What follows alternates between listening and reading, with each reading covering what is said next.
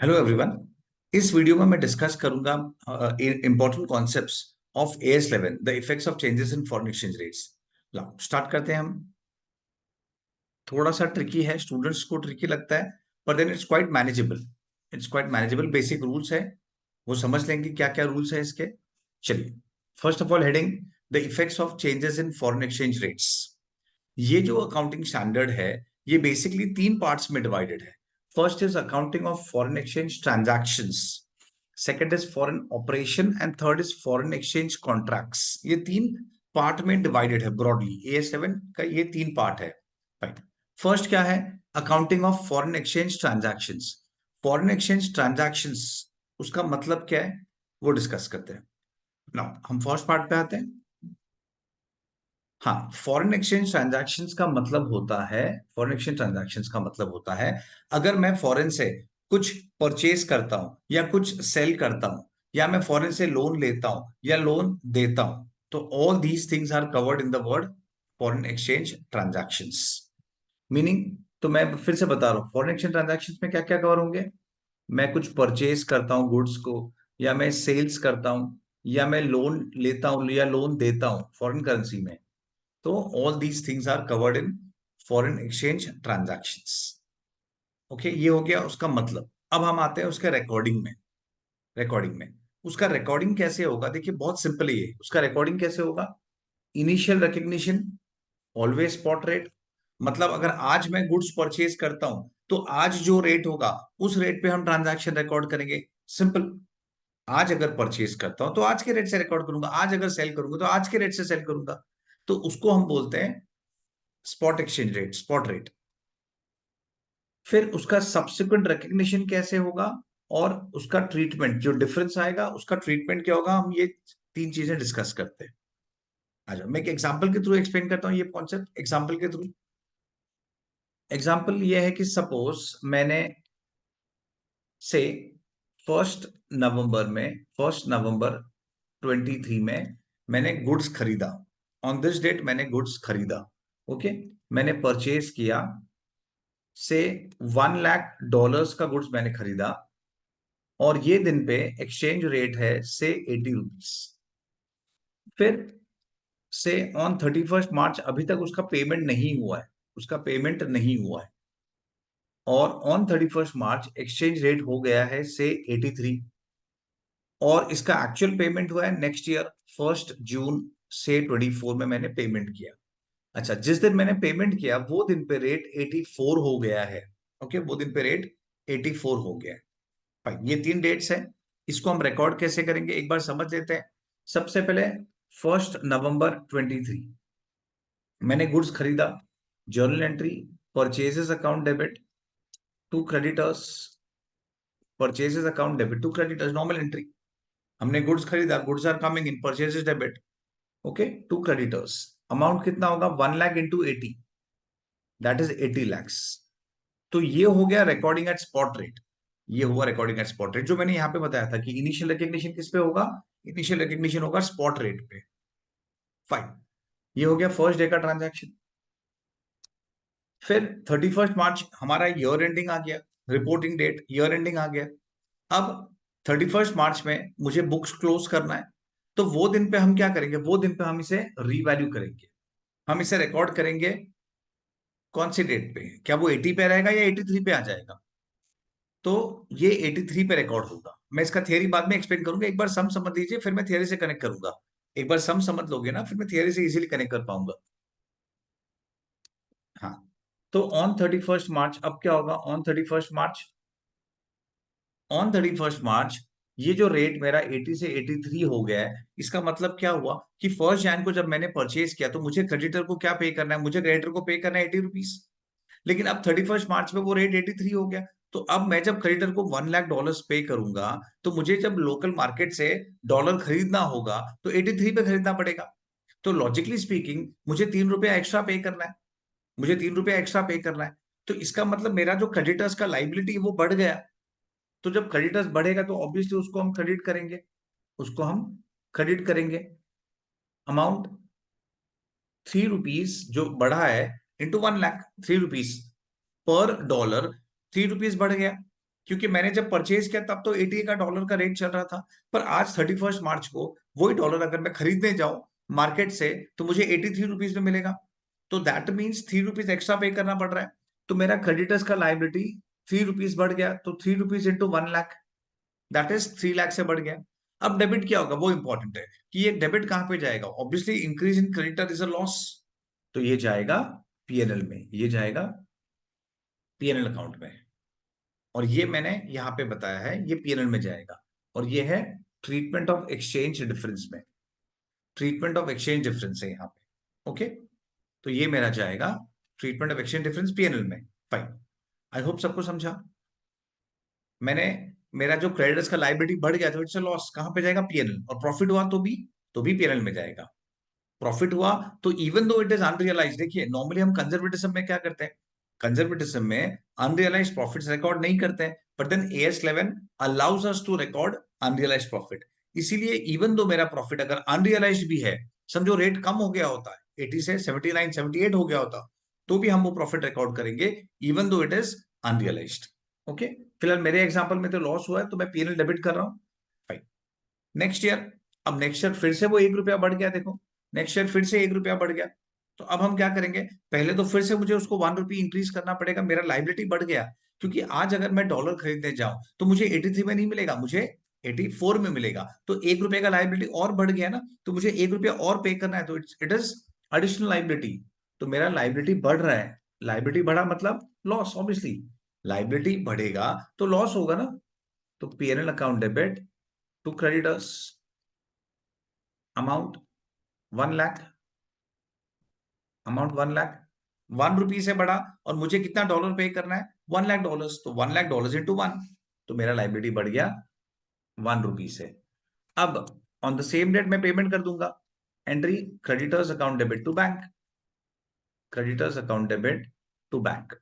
कितना पे करूंगा, पेमेंट तो मुझे $1 लाख ही करना है, पर $1 लाख इंटू 84, क्योंकि मैं जब परचेज करने जाऊंगा मार्केट में तो मुझे कोई 80 में नहीं मिल रहा डॉलर, मुझे डॉलर मिल रहा है 84 रुपीज में, क्योंकि इस दिन पे मेरा रेट हो गया है 84। आई होप ये चीज समझ गया, ये एंट्री समझे होंगे, काफी लॉजिकल है। मैं फटाफट रिकैप करता हूं, मैंने पहले परचेज किया तो purchase account debit to creditors कितना, 80 lakhs, कहां से आया, 1 लाख इंटू 80, 1 लाख इंटू 80, वो दिन का रेट स्पॉट रेट। फिर 31 मार्च तक पेमेंट नहीं हुआ है, तो हम क्या करेंगे, हमें उसे रीवैल्यू करना है, क्योंकि अब मुझे क्रेडिटर्स को कितना पे करना है, अब मुझे क्रेडिटर्स को 80 नहीं 83 से पे करना है, क्योंकि मार्केट से जब परचेज करूंगा तो 80 में नहीं मिलेगा, 83 में मिलेगा। तो मेरा कैश आउटफ्लो 1 लाख इंटू 83 उतना होगा, दैट मीन्स 83 lakhs होगा। तो 3 लाख से बढ़ गया मेरा लाइबिलिटी, तो लॉस है, तो पीएनएल डेबिट टू क्रेडिटर्स, देखो पेमेंट नहीं हुआ, ये तो हम रीवैल्यू कर रहे हैं, तो 3 लाख से बढ़ गया। फिर 1 जून को और 1 रुपया बढ़ गया, 83 से 84, तो और 1 रुपये का लॉस, लॉस है, पीएनएल डेबिट टू क्रेडिटर्स। और फिर फाइनली जब मैं जब पे करूंगा तो 84 रुपीज में पे होगा, तो क्रेडिटर्स टू बैंक, $1 लाख ही पे करना है, पर मार्केट से 84 में मिलेगा, तो 84 lakhs का मुझे पेमेंट करना है। आई होप ये सम समझ गया होगा। अब मैं इस सम के हेल्प से मैं थ्योरी को कनेक्ट करूंगा, ये सम समझ गया तो मैं थ्योरी को कनेक्ट करूंगा। लो स्टार्ट करते हैं। अब देखो, पहला था इनिशियल रिकग्निशन, ये मैंने बताया इनिशियल रिकग्निशन मतलब डे वन में हम जब परचेज करते हैं या सेल करते हैं या लोन लेंगे तो वो डिफरेंस कहां पे जाएगा, जैसे ये सब में हुआ था डिफरेंस गया 80 रुपीज, वो गया परचेज स्पॉट रेट से रिकॉर्ड होगा, $1 लाख स्पॉट रेट से रिकॉर्ड होगा, तो ये मैंने स्पॉट रेट से रिकॉर्ड कर दिया। Okay, this is clear. फिर सब्सिक्वेंट रिकग्निशन, सब्सिक्वेंट रिकग्निशन का मतलब क्या होता है बेसिकली कि लेटर ऑन 31 मार्च को अगर ये पेमेंट नहीं हुआ तो on balance sheet date, subsequent recognition मतलब ऑन बैलेंस शीट डेट हम उसको कैसे रिकॉर्ड करेंगे। तो बैलेंस शीट में कैसे रिकॉर्ड होगा, इट डिपेंड्स ऑन वो मॉनेटरी आइटम है कि नॉन मॉनेटरी। देखिए अभी यहाँ पे थ्योरी थोड़ा प्रॉपर्ली समझो कि वो डिपेंड होता है कि हम जिस चीज की बात कर रहे हैं वो मॉनेटरी आइटम है कि नॉन मॉनेटरी। तो पहले ये फर्क समझ लो, what is monetary, what is non monetary. Monetary items क्या होते हैं, मॉनेटरी आइटम्स वो होते हैं जो बेसिकली जिसका अमाउंट फिक्स होता है, मॉनेटरी आइटम वो होते हैं जिसका अमाउंट फिक्स होता है। एग्जांपल सी, मॉनेटरी वो होते हैं जो फिक्स्ड एंड डिटरमाइनेबल होते हैं monetary items. Example, example debtors, creditors, bills receivable, bills payable, loan, ये जो सब होते हैं ये फिक्स्ड एंड डिटरमाइनेबल है। मतलब देखो, अगर कोई डेटर है मेरा, मुझे उससे $1000 लेना है, तो वो मुझे कितना देगा? तो वो 1000 ही देगा ना। हम ऐसा थोड़ी बोलेंगे, नहीं ये डेटर्स आज मेरे बुक्स में $1000 दिख रहा है, लेकिन जब पेमेंट करने गया तो 1200 हो गया या 700 हो गया। तो ऐसा फ्लक्चुएशन नहीं आता है। तो दिस इज उन आइटम्स को हम बोलते हैं मॉनेटरी आइटम, जिसमें फ्लक्चुएशन नहीं होता है। देखिए, बैड डेट्स डिस्काउंट वो हो सकता है, बैड डेट्स डिस्काउंट होगा, वो तो हम विलिंगली देते हैं, पर फ्लक्चुएशन नहीं होता है वो। तो debtors, creditors, bills receivable, bills payable, loan, ये सब क्या होता है? ये सब के जो अमाउंट है वो उसी अमाउंट पे सेटल होते हैं।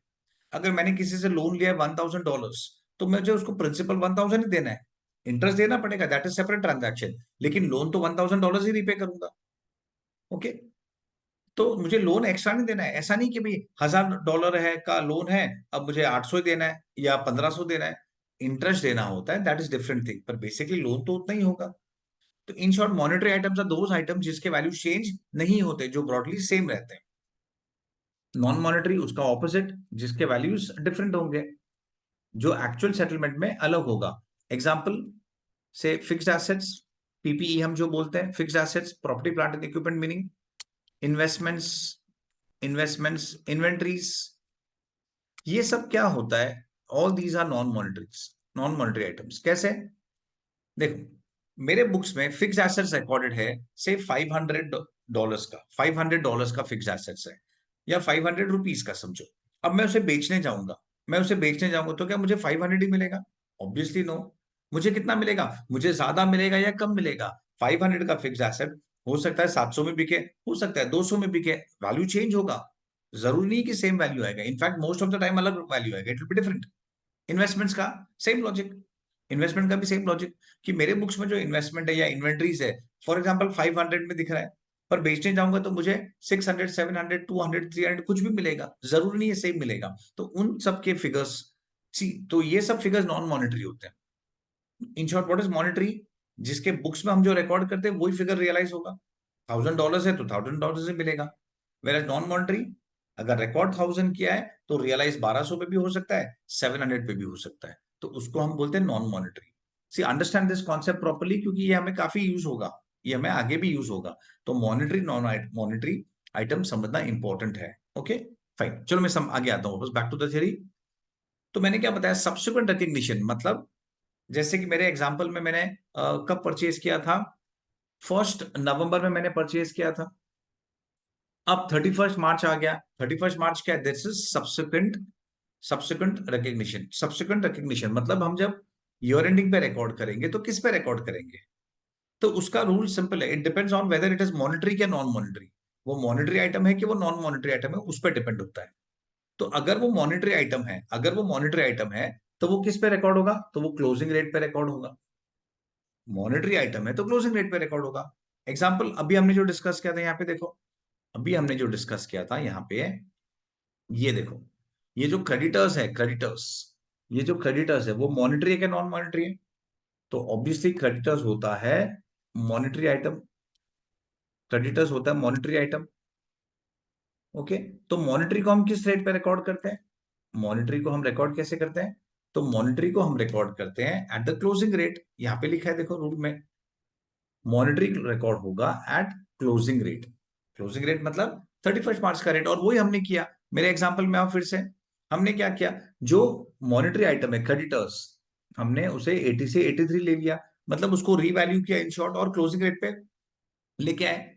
तो मॉनेटरी आइटम का रूल क्या होता है कि it should be recorded at closing rate. अब नॉन मॉनेटरी क्या होता है? नॉन मॉनेटरी हमें पता है, एग्जांपल पता है, फिक्स्ड एसेट्स है, इन्वेस्टमेंट्स है, इन्वेंटरीज है, जिसके वैल्यूज चेंज होंगे, जो सेम फिगर पे जो बुक्स में रिकॉर्ड होता है उस पर रियलाइज नहीं होगा, अलग फिगर पे होगा, वो होता है नॉन मॉनेटरी। तो नॉन मॉनेटरी हम किस पे रिकॉर्ड करेंगे? तो नॉन मॉनेटरी रिकॉर्ड करना है, उसके रूल्स क्या है? अब फॉर एग्जाम्पल मेरे पास अगर सपोज फिक्स्ड एसेट्स है, और मैं फिक्स्ड एसेट्स को, नॉर्मली हम फिक्स्ड एसेट्स के लिए कौन सा मॉडल फॉलो करते हैं? एज पर AS10 दो मेथड होता है, या तो तुम कॉस्ट मॉडल फॉलो करो या रिवैल्यूएशन मॉडल। कॉस्ट मॉडल मतलब नॉर्मल कॉस्ट लेस डेप्रिसिएशन पे रिकॉर्ड करो, और रिवैल्यूएशन मॉडल मतलब क्या होता है कि हम उसे मार्केट वैल्यू पे रिकॉर्ड करते हैं। दो मॉडल अवेलेबल होता है। तो सपोज मैंने फिक्स्ड एसेट्स के लिए हिस्टोरिकल कॉस्ट फॉलो कर रहा हूं, मैं कॉस्ट मॉडल फॉलो कर रहा हूं। कॉस्ट मॉडल मतलब मैं एसेट को रिकॉर्ड करूंगा मेरे कॉस्ट लेस डेप्रिसिएशन में।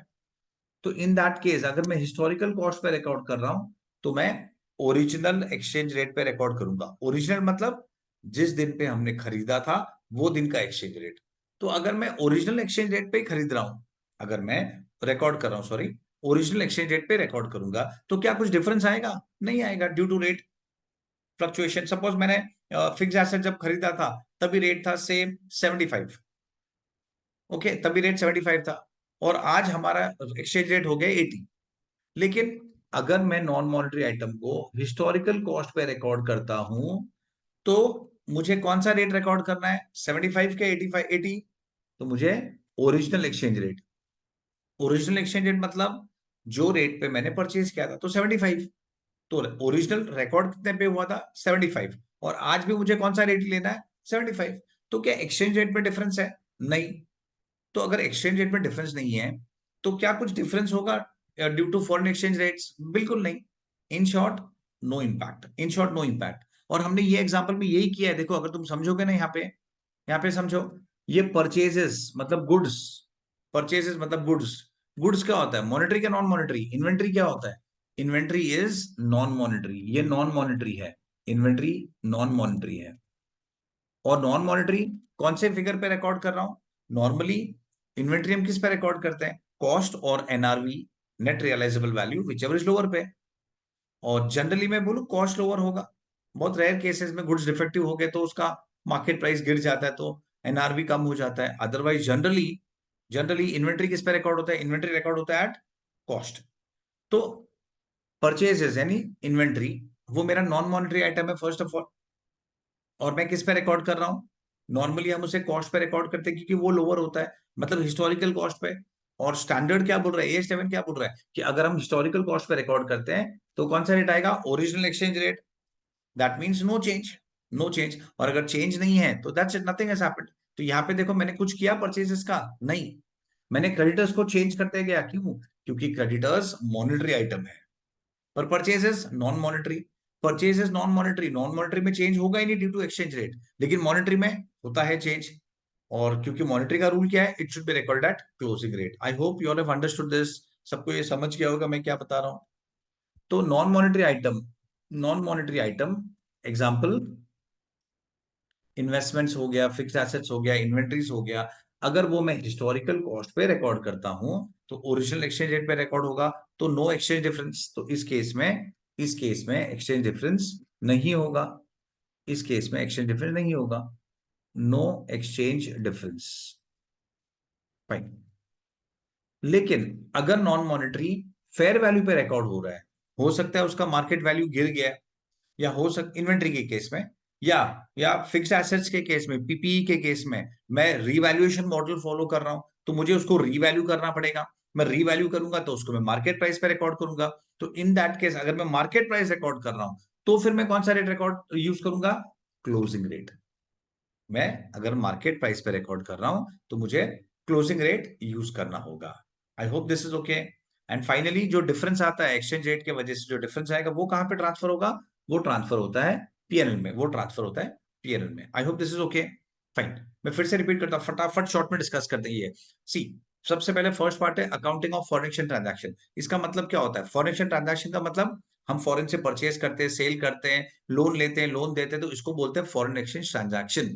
फॉरेन एक्सचेंज ट्रांजैक्शन वो रिकॉर्ड कैसे होगा, डे वन में जब ट्रांजैक्शन होगा तो मैं स्पॉट रेट पे रिकॉर्ड करूंगा, और अगर ईयर एंड तक पेमेंट नहीं हुआ है तो उसका सब्सिक्वेंट रिकग्निशन मतलब बैलेंस शीट डेट पे कैसे रिकॉर्ड होगा, बैलेंस शीट डेट पे रिकॉर्ड होगा। वो कैसे होगा, कौन से रेट पे होगा, ओरिजिनल रेट या क्लोजिंग रेट? तो इट डिपेंड्स कि वो मॉनेटरी है कि नॉन मॉनेटरी है। अगर वो मॉनेटरी आइटम है, एग्जांपल डेटर, क्रेडिटर, लोन, ये मॉनेटरी आइटम्स है, तो वो क्लोजिंग रेट पे रिकॉर्ड होगा। जो मैंने एग्जांपल में यहाँ पे किया था, मैंने उसे 80 से 83 पे लेके आया था, 80 से 83, दैट मीन्स मॉनेटरी के लिए केस में मॉनेटरी आइटम्स को क्लोजिंग रेट पे लाना होता है। और अगर नॉन मॉनेटरी आइटम्स है, अगर नॉन मॉनेटरी आइटम्स है, तो वो देखना होता है कि वो हिस्टोरिकल कॉस्ट पे रिकॉर्ड हो रहा है कि फेयर वैल्यू पे रिकॉर्ड हो रहा है। फॉर एग्जाम्पल अगर मैं फिक्स एसेट्स के लिए कॉस्ट मॉडल फॉलो करता हूँ, फिक्स एसेट्स के लिए कॉस्ट मॉडल फॉलो करता हूँ, तो मुझे उसको ओरिजिनल एक्सचेंज रेट पे रिकॉर्ड करना पड़ेगा, मतलब no change, original exchange rate पे होगा। लेकिन अगर मैं रिवैल्यूएशन मॉडल फॉलो करता हूं, तो there will be change in the rate, मुझे उसको क्लोजिंग रेट पे रिकॉर्ड करना पड़ेगा। तो अगर मैं क्लोजिंग रेट से रिकॉर्ड करूंगा तो डिफरेंस आएगा, क्योंकि जब मैंने परचेज किया होगा, जब मैंने रिकॉर्ड किया होगा ओरिजिनली, तो अलग रेट था और क्लोजिंग में अलग रेट है, तो जो डिफरेंस आएगा यस वो रिकॉर्ड किया जाएगा और वो डिफरेंस कहाँ पे जाएगा, पीएनएल में जाएगा, वो डिफरेंस जाएगा पीएनएल में। I hope this is okay, सबको ये समझ गया होगा। नेक्स्ट पार्ट में आता हूं। तो first part is done, accounting of foreign exchange transaction. Next part में आता है, ये एग्जांपल के थ्रू भी समझ गया होगा, ये एग्जांपल बेस्ट था वो समझने के लिए। फाइन, अब हम आगे जाते हैं। अब कनेक्टेड टू फर्स्ट पार्ट ही एक और इंपॉर्टेंट मॉडल है, ये इंपॉर्टेंट कॉन्सेप्ट है, ये समझ जाओ। एक और इंपॉर्टेंट कॉन्सेप्ट है, एमसीए नोटिफिकेशन आया था पैरा 46 ए। पैरा 46 ए क्या था? फर्स्ट ऑफ ऑल ये ऑप्शनल है, ये कंपलसरी नहीं है, कंपनीज को कंपलसरी करना, फॉलो करना पड़ेगा ऐसा नहीं है। It is applicable only to companies. MCA notification है, ministry of company of corporate affairs, ये ऑप्शनल है। That means either you can follow AS 11, और एएस 11 क्या बोलता है, एज पर एएस 11 जो भी डिफरेंस है वो कहां पे जाएगा, पीएनएल में जाएगा। तो इधर यू कैन फॉलो एएस 11, और तुम्हें अगर चाहिए तो you can also follow para 46 ए। तो ये पैरा 46 ए क्या है, ये एज पर दिस अगर हमने कोई फॉरेन करेंसी से लोन लिया है, अगर हमने कोई फॉरेन करेंसी से लोन लिया है और उस लोन को मैं कहां पे यूज कर रहा हूं, फॉर परचेजिंग डेप्रिशिएबल एसेट, तो इन दैट सिनेरियो वो जो एक्सचेंज डिफरेंस होगा वो जाएगा एसेट अकाउंट में, वो एसेट में जाएगा, not in PNL, not in PNL. Example देके समझाता हूं। सपोज मैंने एसेट परचेज किया से 1 फरवरी में, वो दिन पे एसेट का सॉरी एक्सचेंज रेट था 75, वो दिन पे एक्सचेंज रेट था 75। अब 31 मार्च पे आ जाते हैं, मैंने जब एसेट खरीदा तब 75 एक्सचेंज रेट था। सपोज $1 लाख लेता हूं सिंपल रखने के लिए, $1 लाख का मैंने एसेट खरीदा और लोन लेके खरीदा, मेरे पास पैसे नहीं थे तो मैंने फॉरेन एक्सचेंज में लोन लिया। Loan definitely is a monetary item, loan is a monetary item. मतलब मैं जब ये लोन से एसेट खरीदता हूं तो मेरे बैलेंस शीट में क्या इंपैक्ट आएगा, यहाँ पे फिक्स एसेट दिखेगा डे वन पे कितना, 1 lakh into 75, that is 75 lakhs का लोन दिखेगा, करेक्ट है। And on the same date यहाँ पे लोन भी दिखेगा ना 75 lakhs का। रिमेंबर, फिक्स एसेट्स क्या है, monetary item, sorry non monetary item. Fix asset क्या, नॉन मॉनेटरी, लोन क्या है, monetary item. Understand this properly, fix assets non monetary है और लोन मॉनेटरी आइटम है। ये डे वन का रिकॉर्डिंग हो गया। अब 31 मार्च को ये रेट हो गया 80, एक्सचेंज रेट हो गया 80, तो ₹5 से मेरा एक्सचेंज रेट बढ़ गया। तो वो ₹5 बढ़ा तो मेरा लोन का लाइबिलिटी भी तो बढ़ेगा ना। देखो पहले मुझे 1 लाख इंटू 75 रेट से पे करना था, और अब मुझे 1 लाख इंटू 80 के रेट से पे करना है। तो इसका मतलब मुझे ₹5 ज्यादा पे करना है, दैट मीन्स मेरा लाइबिलिटी बढ़ेगा, मेरा लाइबिलिटी बढ़ेगा। तो लाइबिलिटी कितने से बढ़ेगा, 5 लाख से। ओके, ये पार्ट लाइबिलिटी बढ़ेगा 5 लाख से। अब ये जो 5 lakhs के, इसका सेकंड इफेक्ट कहां पे जाएगा, that is important, that is important, वो हमें समझना है कि सेकंड इफेक्ट कहां पे जाएगा। तो देखिए अगर मैं AS11 फॉलो करता हूं, अगर मैं AS11 फॉलो करता हूं, तो एज पर AS11 इसका सेकंड इफेक्ट जाएगा पीएनएल में, इसका सेकंड इफेक्ट जाएगा पीएनएल में, यहाँ पे 5 lakhs एज पर AS11, इसका इंपैक्ट कहां पे जाएगा, पीएनएल। ये तो मैंने बता दिया था ऑलरेडी, देखो यहाँ पे डिफरेंस कहां पे जाता है, पीएनएल में जाता है। तो एज पर AS11 डिफरेंस कहां पे जाएगा, पीएनएल में जाएगा, दिस ओके। लेकिन अगर मैं फॉलो कर रहा हूं, मैं कंपनी हूं और मैं फॉलो कर रहा हूं पैरा 46 ए, तो इन दैट केस ये डिफरेंस कहां पे जाएगा, तो एज पर पैरा 46 ए, अगर मैं फॉरेन करेंसी में लोन लेता हूं और उस लोन से मैं एसेट खरीदता हूं, फिक्स एसेट्स, डेप्रिशिएबल एसेट, अगर मैं डेप्रिशिएबल एसेट खरीदता हूं, तो जो भी प्रॉफिट या लॉस होगा वो कहां पे जाएगा, वो जाएगा असेट अकाउंट में, वो जाएगा असेट अकाउंट में। तो अगर मैं पैरा 46 ए फॉलो कर रहा हूं, ये तो मैंने क्या बताया था, अगर मैं AS11 फॉलो कर रहा हूं तो ये ट्रीटमेंट है, पीएनएल में जाएगा।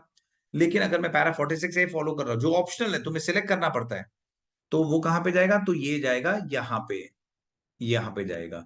It will be added to the cost of asset. Loss है ना, लॉस बढ़ा तो मुझे मेरा एसेट का कॉस्ट भी बढ़ गया, और अगर लोन कम होता, रेट कम होता, तो मेरा लोन कम होता, प्रॉफिट, तो मेरा एसेट का कॉस्ट भी कम होता।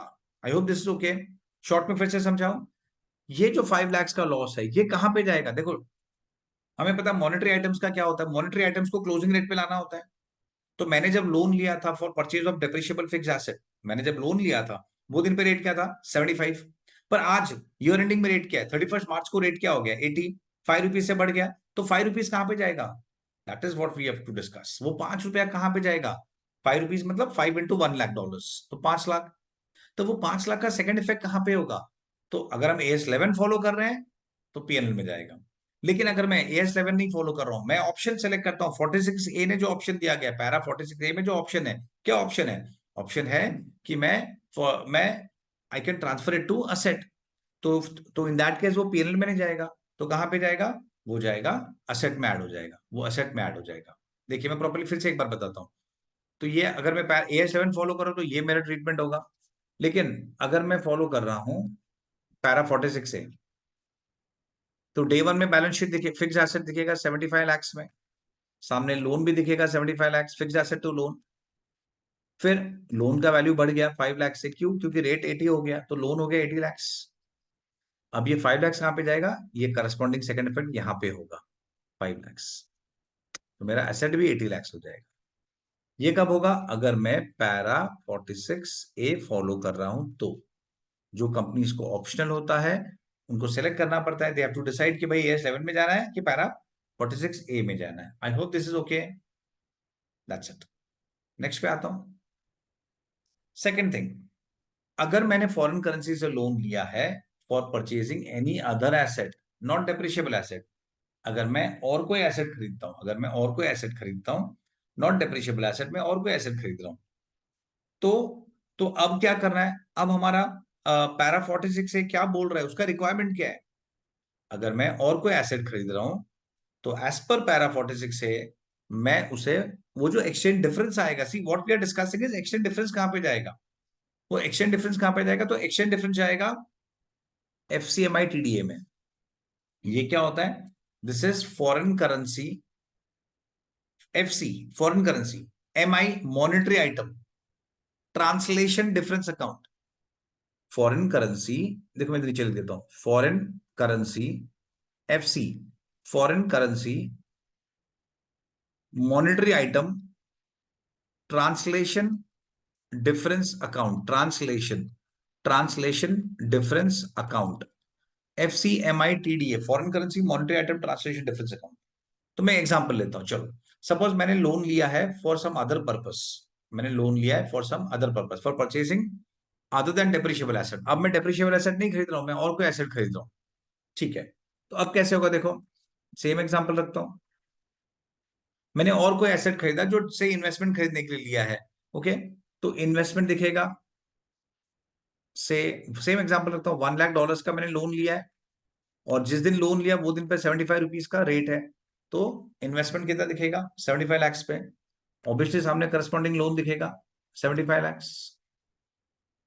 अब ईयर एंड में 31 मार्च में मेरा एक्सचेंज रेट हो गया 80, एक्सचेंज रेट हो गया 80, तो अब वो 80 का क्या होगा, 5 रुपीज बढ़ गया ना, ऑब्वियसली लोन तो बढ़ेगा ही, मॉनेटरी आइटम को क्लोजिंग रेट पे लाना कंपलसरी है। 5 रुपीज बढ़ गया, 5 रुपीज बढ़ गया, तो ये हो गया 80 lakhs। तो मेरा लोन 5 लाख से बढ़ गया, करेक्ट है, मेरा लोन 5 लाख से बढ़ गया। अब ये 5 लाख का सेकंड इफेक्ट कहां पे जाएगा, तो अगेन इट डिपेंड्स कि मैं कौन सा क्या फॉलो कर रहा हूं, AS11 कि पैरा 46 है। तो अगर मैं AS11 फॉलो कर रहा हूं तो ये डिफरेंस जाएगा, ये लॉस जाएगा PNL डेबिट, ये लॉस जाएगा PNL डेबिट, पैरा, अगर मैं AS11 फॉलो कर रहा हूं। लेकिन अगर मैं पैरा 46A फॉलो कर रहा हूं, अगर मैं पैरा 46A फॉलो कर रहा हूं, तो अब ये डिफरेंस कहां पे जाएगा, अंडरस्टैंड दिस पार्ट। इन्वेस्टमेंट तो डेबिट होना ही है, देखो 75 lakhs का इन्वेस्टमेंट डेबिट हो गई, लोन यस आएगा 75 lakhs, लोन भी आएगा, और ये 5 लाख से बढ़ गया, ये 5 लाख से बढ़ गया, तो ये कितना हो जाएगा, ये 80 lakhs हो जाएगा, ये 80 lakhs हो जाएगा। ओके सबको, ये तो हमें डिस्कस क्या करना है कि जो 5 lakhs का सेकंड इफेक्ट कहां पे जाएगा, तो 5 lakhs का सेकंड इफेक्ट कहां पे जाएगा, एक तो लोन में इंक्रीज होगा, second as per the standard वो कहां पे जाएगा, वो जाएगा FCMI TDA account, FCMI TDA जो कि रिजर्व्स एंड सरप्लस में प्रेजेंट किया जाएगा, जो रिजर्व्स एंड सरप्लस में प्रेजेंट किया जाता है, FCMI TDA 5 lakhs, 5 lakhs percent होगा, पर ब्रैकेट में नेगेटिव, नेगेटिव क्यों नेगेटिव, क्योंकि ये जर्नल एंट्री कैसा होगा, लोन बढ़ रहा है तो लोन को तो क्रेडिट करना है, तो डेबिट होगा, FCMITD, इट्स अ लॉस ना, simple thing, it's a loss, simple, it's a loss. I hope this is okay. तो इन अ वे ये डेबिट, ये एसेट में हो गया इन अ वे, और उसका प्रेजेंटेशन कहां पे आता है? Under the head reserves and surplus, not on the asset side. ये पॉजिटिव है, आई मीन ये लॉस है, लॉस है तो डेबिट बैलेंस है, तो डेबिट बैलेंस है तो कैसे दिखेगा? रिजर्व्स एंड सरप्लस में नेगेटिव दिखेगा, क्योंकि it's a loss, simple. I hope ये ओके। तो लॉस दिखेगा इस तरीके से। तो दोनों इफेक्ट बैलेंस शीट में ही आएगा, एक इफेक्ट लोन में आएगा और सेकंड इफेक्ट एफसीएमआई टीडीए में जाएगा। Okay with this part. और अब आगे क्या होगा? और जो एफसीएमआई टीडीए है उसके बारे में क्या लिखा है, उसके बारे में क्या गाइडलाइंस है? FCMI TDA जो है, it should be written off to PNL over the loan tenure. It should be written off to PNL over the loan tenure. For example, मैंने जो लोन लिया है वो 5 years का है, तो एक साल करंट ईयर निकल गया, suppose suppose starting of the year में लोन लिया था 1 अप्रैल, तो एक साल निकल गया, लोन 5 years का है, तो ये जो FCMI TDA है ये मुझे राइट ऑफ करना पड़ेगा, डिवाइड बाई 5, तो 1 लाख से राइट ऑफ करेंगे। अब ये लॉस कितना हो गया? अब ये लॉस बचेगा 4 lakhs। और राइट ऑफ कहां पे होगा? Obviously it will be written off to PNL, PNL debit, PNL debit, 1 lakh का लॉस, पीएनएल डेबिट। देखिए मैं लॉस को राइट ऑफ कर रहा हूं, अगर डाउट है तो मैं एंट्री वाइज समझाता हूं। फर्स्ट ऑफ ऑल ये 5 lakhs का मैंने लोन को बढ़ाया था, loan is a liability, loan बढ़ेगा तो क्रेडिट होगा 5 lakhs। और एफसीएमआई टीडीए डेबिट, एफसीएमआई टीडीए डेबिट होगा। और अब मैं एफसीएमआई टीडीए को राइट ऑफ कर रहा हूं, तो उसको ऑब्वियसली क्रेडिट करना पड़ेगा, ऊपर डेबिट है, एफसीएमआई टीडीए क्रेडिट होगा 5 lakhs से, और डेबिट क्या होगा? PNL. Okay with this part. तो इस तरीके से जाएगा। मैं एक बार फिर से समराइज करता हूं, एक बार फिर से समराइज करता हूं। अगर मैंने फॉरेन करेंसी में लोन लिया है, लोन क्यों लिया है? लोन का पर्पस क्या है? लोन का पर्पस है डेप्रिशिएबल एसेट। अगर मैंने डेप्रिशिएबल एसेट खरीदने के लिए मैंने लोन लिया है, तो उस लोन पे जो एक्सचेंज डिफरेंस आएगा 75 से, अगर वो ईयर एंड पे 80 हो गया, तो वो 5 रुपीज कहां पे जाएगा? तो वो 5 रुपीज जाएगा अगर मैं AS11 फॉलो कर रहा हूं तो पीएनएल। लेकिन अगर मैं पैरा 46A फॉलो कर रहा हूं, मैं कंपनी हूं और मैं ये ऑप्शन फॉलो कर रहा हूं, तो मैं वो कहां पे जाएगा? इन दैट केस वो जाएगा असेट अकाउंट में। सिमिलरली अगर मैंने लोन लिया है for purchasing non depreciable asset, से मैंने इन्वेस्टमेंट लेने के लिए लोन लिया है, तो इस केस में वो लोन का जो डिफरेंस है 75 to 80, जो 5 रुपया लोन बढ़ गया, एक्सचेंज रेट बढ़ गया, तो वो लोन का जो 5 lakhs बढ़ा वो कहां पे जाएगा? सेम थिंग, अगर मैं AS11 फॉलो कर रहा हूं तो पीएनएल में जाएगा, लेकिन अगर मैं AS11 नहीं फॉलो कर रहा हूं, मैं पैरा 46A फॉलो कर रहा हूं, तो डिफरेंस कहां पे जाएगा? डिफरेंस जाएगा, जो हो जाएगा एफसीएमआई टीडीए में। I hope this is okay. Difference जाएगा एफसीएमआई टीडीए में, अगर मैं पैरा 46A फॉलो कर रहा हूं तो फाइन। और एफसीएमआई टीडीए का क्या होता है? It is written off to PNL over the period of loan, it is written off to PNL over the period of loan. Okay fine. जो भी प्रॉफिट होगा, जो भी लॉस होगा, वो एफसीएमआई टीडीए में, एफसीएमआई टीडीए में जमा होगा, वो एफसीएमआई टीडीए में जमा होगा, and it is written off to PNL, it is written off to PNL. अब देखिए थोड़ा सा मैं एफसीएमआई टीडीए के बारे में थोड़ा सा बताता हूं। समझो मेरा एफसीएमआई टीडीए में फर्स्ट ईयर लॉस है 5 lakhs, जिस जो मेरे एग्जाम्पल में था। अब मैंने उसको राइट ऑफ किया, फर्स्ट ईयर कितना राइट ऑफ किया? 5 years का लोन है ना, 1 लाख राइट ऑफ हो गया। अब लॉस कितना बचा? 4 lakhs का लॉस।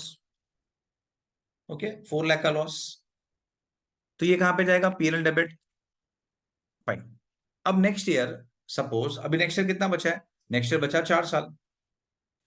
सपोज मुझे और 40,000 का लॉस हुआ, और लॉस हुआ नेक्स्ट ईयर, तो लॉस यहीं पे जाएगा 40,000। तो एफसीएमआईटीडी कितना हो जाएगा? 4 लाख 40। अब यहाँ पे कितना लाइफ बाकी था? 4 साल ना, तो फिर से इसको हम राइट ऑफ करेंगे, 4 साल डिवाइड बाई 4, 1 लाख 10। तो सेकेंड ईयर के एंड में, सेकेंड ईयर के एंड में एफसीएमआईटीडी का बैलेंस, ये ईयर टू के एंड में, ईयर टू के एंड में बैलेंस है 330, और ये जो 1 लाख 10 ये कहां पे जाएगा? पीएनएल डेबिट, क्योंकि लॉस राइट ऑफ कर रहे हो, सिंपल। अब समझो थर्ड ईयर में से मुझे 4 लाख 80 का प्रॉफिट हो गया। देखो एक्सचेंज डिफरेंस से प्रॉफिट भी हो सकता है। थर्ड ईयर में सपोज प्रॉफिट हो गया, कितना प्रॉफिट हो गया? प्रॉफिट हुआ 4 लाख 80 का, सपोज प्रॉफिट हो गया। ध्यान रखना 330 लॉस था, 330 लॉस का फिगर था, अब मुझे प्रॉफिट हो गया, तो ये डेबिट बैलेंस से क्रेडिट बैलेंस बन गया ना। देखो नेट प्रॉफिट कितना दिख रहा है अभी? 1 लाख 50। अब ये प्रॉफिट है, माइंड यू, ये प्रॉफिट है, लॉस नहीं है। अब मैं जब इसको एमोटाइज करूंगा, राइट ऑफ करूंगा, तो कहां पे जाएगा? ये कितने साल में होगा? 3 years में, डिवाइड बाई 3, तो 50,000। अब रिजर्व का बैलेंस कितना होगा? 1 लाख, वो भी क्रेडिट बैलेंस है, प्रॉफिट है, क्रेडिट बैलेंस। और ये 50 कहां पे जाएगा? पीएनएल क्रेडिट, क्योंकि ये प्रॉफिट है। आई होप ये समझा है। तो इन शॉर्ट एफसीएमआईटीडीए इस तरीके से जो भी बैलेंस होता है फर्स्ट ईयर, अगर लोन का लाइफ 5 इयर्स है तो 5 इयर्स में स्प्रेड करेंगे। Second year 4 years, third year 3 years, then 2 years, and then finally last year में जो भी बैलेंस बचेगा एफसीएमआईटीडीए में, वो पूरा का पूरा हम पीएनएल में डाल के उसको फिनिश कर देंगे। It will be transfer to PNL. I hope ये कॉन्सेप्ट समझ गया है सबको। ओके, ये तीनों पार्ट में से ये जो हम 3 पार्ट डिस्कस करें ना, फॉरेन ट्रांजैक्शन, फॉरेन ऑपरेशन और फॉरवर्ड कॉन्ट्रैक्ट, तो उसमें ये first part is most important, तो ये प्रॉपर्ली समझ लो। First part is most important. तो हमने फॉरेन एक्सचेंज ट्रांजैक्शन में क्या समझा, क्या देखा, कि जो भी फॉरेन एक्सचेंज ट्रांजैक्शन के प्रॉफिट लॉस नॉर्मली वो पीएनएल में जाते हैं, और ये एक इंपॉर्टेंट पार्ट था। और उसका रिकॉर्डिंग कैसे होगा? इनिशियली वो रिकॉर्ड होगा स्पॉट रेट पे, और सब्सिक्वेंटली किस पे रिकॉर्ड होगा? मॉनिटरी के नॉन मॉनिटरी है, मॉनिटरी है तो क्लोजिंग रेट पे जाएगा, और नॉन मॉनिटरी है तो तुम उसे हिस्टोरिकल कॉस्ट पे रिकॉर्ड करते हो। फॉर एग्जाम्पल, अगर मैं फिक्स एसेट के लिए कॉस्ट मॉडल फॉलो करता हूं तो हिस्टोरिकल कॉस्ट पे रिकॉर्ड होगा, तो ओरिजिनल एक्सचेंज रेट पे रिकॉर्ड होगा, मतलब no change in, no exchange, no exchange difference, क्योंकि रेट सेम है। लेकिन अगर मैं फिक्स एसेट्स के लिए मैं रिवैल्यूएशन मॉडल फॉलो करता हूं, तो फिर इन दैट केस वो कहां पे जाएगा? तो वो जाएगा, अगर मैं रिवैल्यूएशन मॉडल फॉलो करता हूं तो फिर इसका मतलब वो फेयर वैल्यू पे रिकॉर्ड होगा, और फेयर वैल्यू पे रिकॉर्ड होगा फिर वो क्लोजिंग रेट से रिकॉर्ड होगा, और जो भी डिफरेंस आएगा वो जाएगा पीएनएल में, जो भी डिफरेंस आएगा वो जाएगा पीएनएल में। I hope this is okay. वो डिफरेंस आएगा पीएनएल में।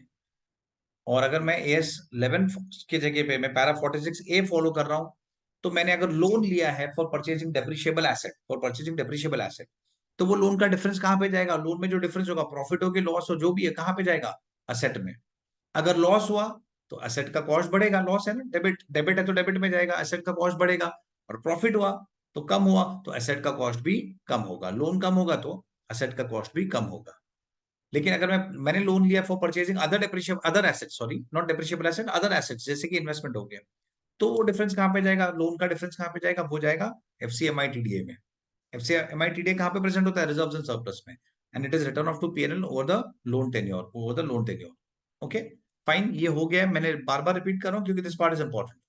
अब हम नेक्स्ट पे आते हैं, फॉरेन ऑपरेशन ये हमने ब्रांच अकाउंट जब किया होगा तो उसमें भी देखा है, फॉरेन ऑपरेशन ब्रांच अकाउंट्स में भी आता है, फॉरेन ब्रांच वाले कॉन्सेप्ट में। फाइन, फॉरेन ऑपरेशन का मतलब क्या होता है? फॉरेन में अगर मेरा कोई सब्सिडरी है, फॉरेन में अगर कोई मेरा ब्रांच है, तो उसको हम बोलते हैं फॉरेन ऑपरेशन। फॉरेन ऑपरेशन मतलब फॉरेन में मेरा ब्रांच है या फॉरेन में मेरा कोई सब्सिडरी होगा। तो in that case foreign operations को 2 कैटेगरी में डिवाइड किया जाता है, इंटीग्रल या फिर नॉन इंटीग्रल। इंटीग्रल या फिर नॉन इंटीग्रल। तो इंटीग्रल का मतलब होता है डिपेंडेंट। इंटीग्रल का मतलब होता है डिपेंडेंट, मतलब जो ब्रांच हेड ऑफिस पे डिपेंडेंट है, जो ब्रांच हेड ऑफिस पे डिपेंडेंट है, या जो सब्सिडरी उसके पेरेंट कंपनी पे डिपेंडेंट है, तो हम उसे बोलते हैं integral, integral of foreign operation. In short, integral foreign operation जो होता है वो डिपेंडेंट होता है, जैसे कि बच्चे अपने पेरेंट्स पे डिपेंडेंट होते हैं फॉर कैश या फॉर डिसीजन मेकिंग, बच्चे पेरेंट्स पे डिपेंडेंट होते हैं, तो वो इंटीग्रल ऑपरेशन माना जाएगा। लेकिन बच्चा बड़ा हो गया, इंडिपेंडेंट है, खुद कमा रहा है, खुद अपने अपने वे से लाइफ जी रहा है, तो फिर वो नॉन इंटीग्रल हो गया। तो छोटे बच्चे जो है, जब तक तुम डिपेंडेंट हो अपने पेरेंट्स पे, तो तुम इंटीग्रल फॉरेन ऑपरेशन हो, type of, just to explain. और अगर तुम इंडिपेंडेंट हो तो वो नॉन इंटीग्रल है। आई होप समझा है कि अगर मेरा फॉरेन में जो ब्रांच है, फॉरेन में जो सब्सिडरी है, अगर वो इंडिपेंडेंट है, वो खुद डिसीजन लेता है, खुद सब अपने काम करता है, तो वो नॉन इंटीग्रल है। लेकिन अगर वो डिपेंडेंट है तो इंटीग्रल ऑपरेशन माना जाएगा। अच्छा, हम ये क्यों डिस्कस कर रहे हैं इंटीग्रल नॉन इंटीग्रल? क्योंकि उसके ट्रांजैक्शंस को रिकॉर्ड करने का तरीका थोड़ा अलग होता है। हमने देखा है, देखो ब्रांच में सबने किया होगा कि ब्रांच में क्या होता है, फॉरेन ऑपरेशन जो है हम उसका ट्रायल बैलेंस, समझो मेरा कोई फॉरेन में हेड ऑफ ब्रांच है, सॉरी, फॉरेन में कोई ब्रांच है, मैं इंडिया में हूँ, हेड ऑफिस इंडिया में है, और फॉरेन में मेरा कोई ब्रांच है। तो मैं क्या करूंगा, फॉरेन के ब्रांच के जो ट्रायल बैलेंस होते हैं, जो सपोज डॉलर्स में होगा, अगर यूएस में है तो फॉरेन करेंसी में होगा, तो उसको हम अपने कंट्री में रुपी में लेके आएंगे, उसको कन्वर्ट करेंगे रुपी में। जो फॉरेन, सपोज मैं फिर से रिपीट करता हूं, मैं इंडिया में हूं, हेड ऑफिस हूं, फॉरेन में क्या है मेरा ब्रांच, तो ब्रांच के जो बुक्स होते हैं वो मैं अपने इंडिया में मंगाऊंगा, पर उसके बुक्स तो डॉलर्स में होंगे, फॉरेन करेंसी में होंगे, आई मीन, तो उस डॉलर्स को मुझे रुपी में कन्वर्ट करना पड़ेगा। तो रुपी में कन्वर्ट जब करेंगे तो कैसे करेंगे? उसके लिए रूल्स है, उसके लिए रूल्स है। रूल्स क्या देखते हैं? तो इट डिपेंड्स कि, तो वो कन्वर्जन का रूल किस पे डिपेंडेंट है, कि वो इंटीग्रल है क्या, नॉन इंटीग्रल है। इसीलिए integral non integral is important. तो देखिए मॉनेटरी आइटम है तो किस पे कन्वर्ट होगा? अच्छा पहले मैं इस पे आता हूँ, non integral. Non integral is very simple, non integral is very simple. क्या मॉनेटरी आइटम हो कि नॉन मॉनेटरी? मॉनेटरी मतलब debtors, creditors, bills receivable, bills payable, loan. Monetary है तो वो क्लोजिंग रेट पे ही जाएगा, और नॉन मॉनेटरी है तो जैसे कि फिक्स एसेट्स हो गया, इन्वेस्टमेंट हो गया, इन्वेंटरीज हो गया, तो भी क्लोजिंग रेट पे जाएगा। इन शॉर्ट, अगर नॉन इंटीग्रल ऑपरेशन है तो असेट है क्या लाइबिलिटीज है, वो हमेशा क्लोजिंग रेट पे जाएगा। फिर वो मॉनेटरी आइटम हो क्या नॉन मॉनेटरी हो, वो क्लोजिंग रेट पे ही जाएगा। और रेवेन्यू मतलब ट्रेडिंग पीएनएल के जो आइटम्स होते हैं, ट्रेडिंग पीएनएल के जो आइटम्स होते हैं वो किस पे जाएगा? वो जाएगा ट्रांजैक्शन डेट के रेट पे, अगर अवेलेबल है तो, नहीं है तो एवरेज रेट। मतलब क्या हुआ इसका? मतलब देखो, अगर सपोज मैंने मेरे फॉरेन ब्रांच का ट्रायल बैलेंस इंडिया में मंगाया, तो अब उसके ट्रायल बैलेंस में एक खर्चा है, सपोज सैलरी है या सेल्स है या परचेजेस है, जो भी है ट्रेडिंग पीएनएल के items, salary, purchases, sales, electric bill, telephone bill, जो भी है, वो सब आइटम्स कौन से रेट से कन्वर्ट होंगे? वो कन्वर्ट होंगे इफ पॉसिबल ट्रांजैक्शन डेट के रेट से, मतलब जो दिन पे ट्रांजैक्शन हुआ है। समझो ब्रांच ने 2 मई को पे किया था टेलीफोन बिल, तो वो दिन का रेट। 5 मई को पे किया तो वो दिन का रेट। पर practically it is very difficult to have so many rates, इसीलिए क्या करते हैं, अगर वो रेट पॉसिबल नहीं है तो हम एवरेज रेट लेते हैं। तो फर्स्ट ऑप्शन क्या है कि ट्रांजैक्शन डेट का रेट ले लो भाई, अगर अवेलेबल है तो। नहीं है तो एवरेज रेट लेना पड़ेगा पूरे साल का, सिंपल। तो जो चीजें रेवेन्यू आइटम्स होते हैं लाइक ट्रेडिंग पीएनएल के इनकम एक्सपेंस, वो जाते हैं एवरेज रेट से। अगर ट्रांजैक्शन रेट का रेट अवेलेबल है तो बोलो, नहीं तो average rate. I hope this is okay. तो मैं एक बार शॉर्ट में बोलता हूँ, non integral monetary items closing rate, non monetary closing. In short balance sheet पूरा क्लोजिंग रेट से जाता है, और trading PNL specific rate if available, नहीं है तो एवरेज रेट। फाइन। अब ये लास्ट वाले पे बाद में आता हूं, मैं लास्ट वाले पे बाद में आता हूं। अब हम पहले इंटीग्रल पे आते हैं।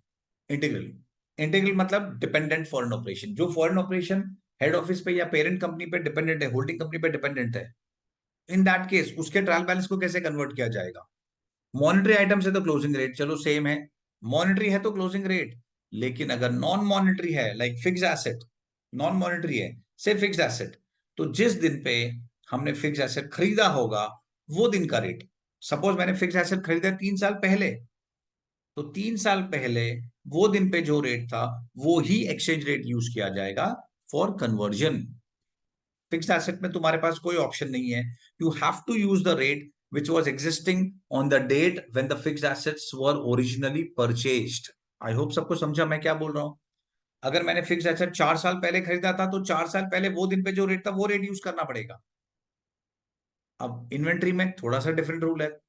इन्वेंट्री के लिए सपोज अगर इन्वेंट्री जो मेरे पास है 31 मार्च में, जो इन्वेंट्री है वो मैंने 2 मार्च को खरीदा था, तो 2 मार्च का रेट ले लो इफ अवेलेबल। लेकिन अगर या तो रेट नहीं है या तुम आइडेंटिफाई नहीं कर पा रहे हो कि भाई आज 31 मार्च को जो मेरे पास स्टॉक पड़ा है वो कौन से डे का है, वो 25 मार्च का है कि 15 मार्च का है कि 10 मार्च का है, गॉड नो, समझ में नहीं आ रहा है, क्लोजिंग रेट ले लो तो भी चलेगा। स्टैंडर्ड सेकंड ऑप्शन देता है कि या तो परचेज डेट का रेट ले लो, और वो नहीं है तो क्लोजिंग डेट का रेट ले लो, चलेगा। और रेवेन्यू के लिए रेवेन्यू आइटम सेम, ये और ये सेम है। मीनिंग ट्रांजैक्शन डेट का रेट ले लो जिस दिन पे हुआ था ट्रांजैक्शन। अगर वो डिफिकल्ट है आइडेंटिफाई करना, यूज एवरेज रेट, पूरे साल का एवरेज रेट ले लो, या मंथली एवरेज रेट ले लो तो भी चलेगा, मंथ वाइज अगर एवरेज करना है तो, या पूरे साल का एवरेज रेट लो, दोनों चलता है। फाइन, आई होप ये बात समझ गया। फाइन। अब देखो लास्ट पॉइंट पे आता हूँ, difference in trial balance important है, समझो ये कहाँ पे जाएगा।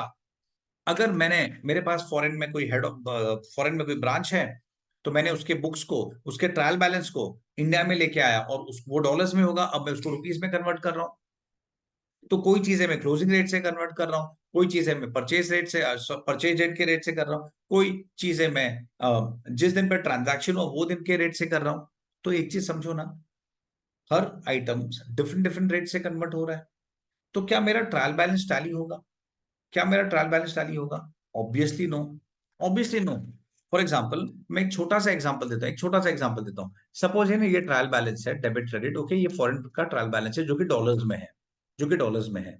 और उसके बाद एक फिक्स एसेट्स है सपोज 1 लाख का, एक फिक्स एसेट्स है 1 लाख का, और समझो ना एक लाइबिलिटी है, बस दैट्स इट, बहुत छोटा सा बैलेंस शीट बना रहा हूँ, ट्रायल बैलेंस बना रहा हूँ 1 लाख का, ये टैली हो गया, ये टैली हो गया। अब मैं जब इसे रुपीज में कन्वर्ट करूंगा, मैं जब इसे रुपीज में कन्वर्ट करूंगा, तो लाइबिलिटी रेट कन्वर्ट होगा क्लोजिंग रेट से। समझो क्लोजिंग रेट आज के दिन में 80 है, तो ये 80 लाख हो जाएगा। लेकिन फिक्स्ड एसेट्स अगर ये इंटीग्रल ऑपरेशन है, इंटीग्रल ऑपरेशन, तो कौन से रेट से कन्वर्ट होगा?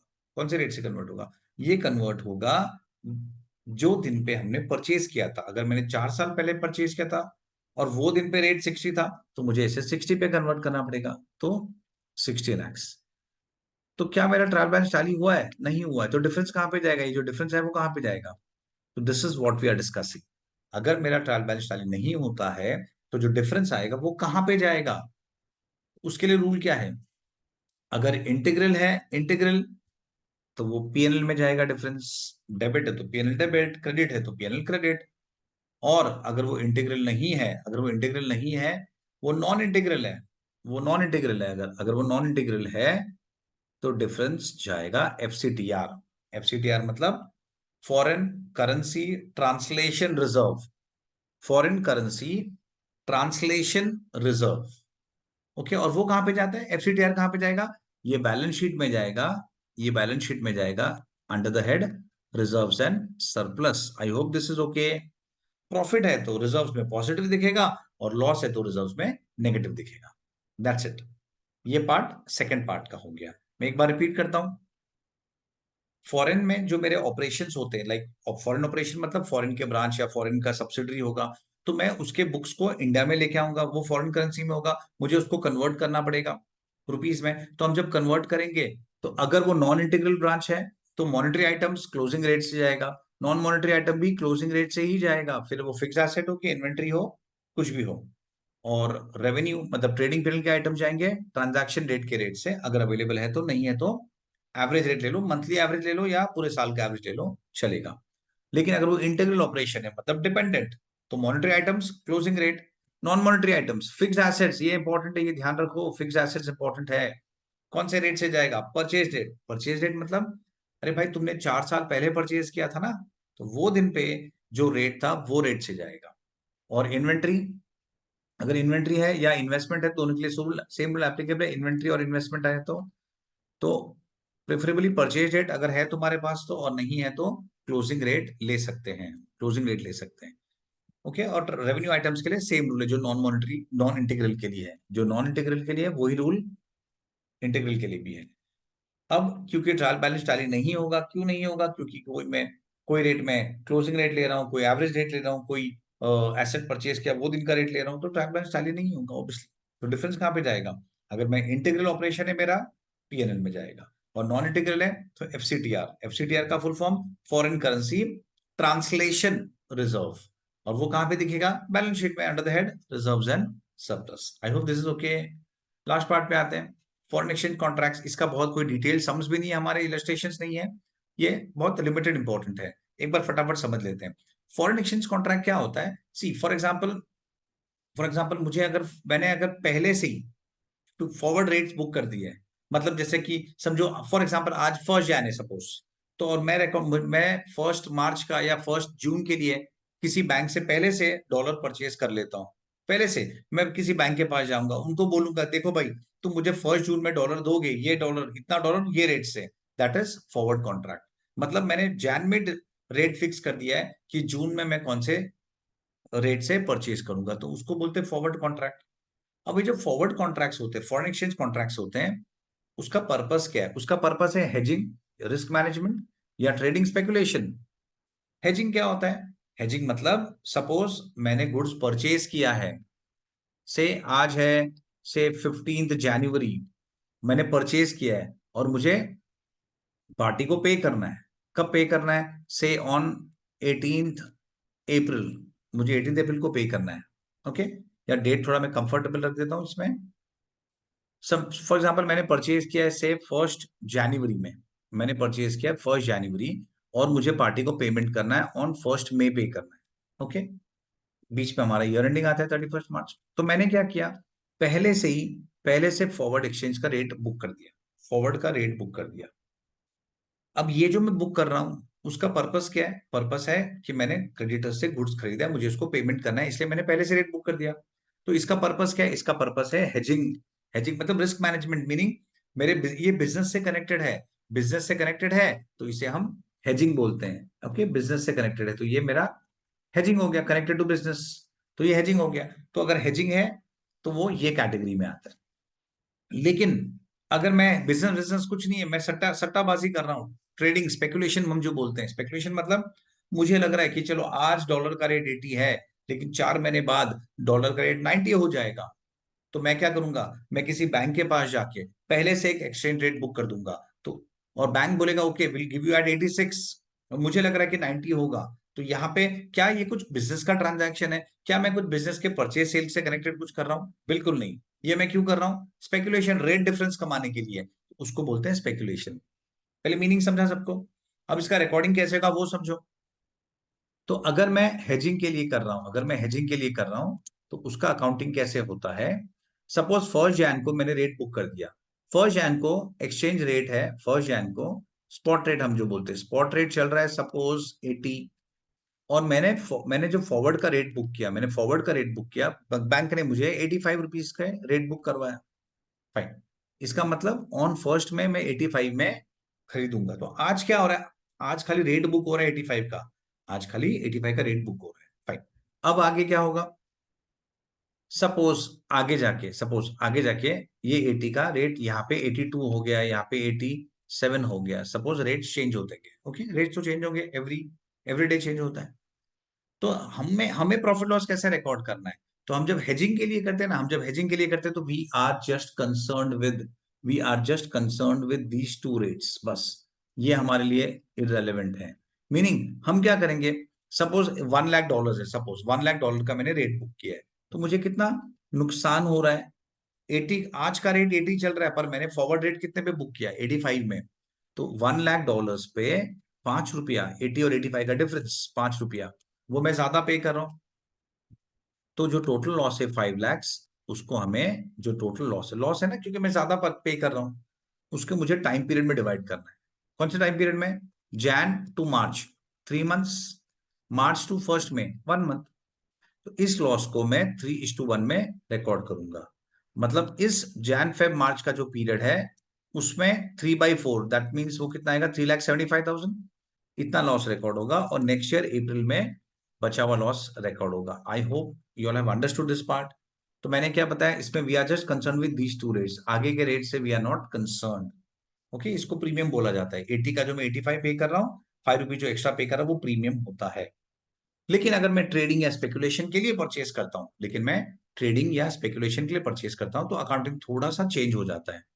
अब अकाउंटिंग कैसे होगा? अब अकाउंटिंग कैसे होगा? सेम एग्जांपल लेता हूं कि मैंने 1 जैन को रेट बुक किया, मैंने 1 जैन को रेट बुक किया और वो 1 मई को एग्जीक्यूट होने वाला है। यहाँ पे स्पॉट रेट है 80, पर मैंने 85 में बुक किया, मैंने 85 में बुक किया। अब सपोज यहाँ पे जो स्पॉट रेट है वो हो गया 82 और ये हो गया 87, ये हो गया 87। अब क्या होगा इन दिस सिनेरियो? कैसे रिकॉर्डिंग किया जाएगा अगर मैंने स्पेकुलेशन के लिए कर रहा हूं मैं? तो फॉरवर्ड रेट भी देखा जाता है। ये जो कॉन्ट्रैक्ट है 85 का, मैंने 85 में परचेज किया है, 31 मार्च में सपोज उसका रेट हो गया 86, और 1 मई को उसका रेट हो गया 87। ऑन द लास्ट डे ये रेट हमेशा सेम होता है।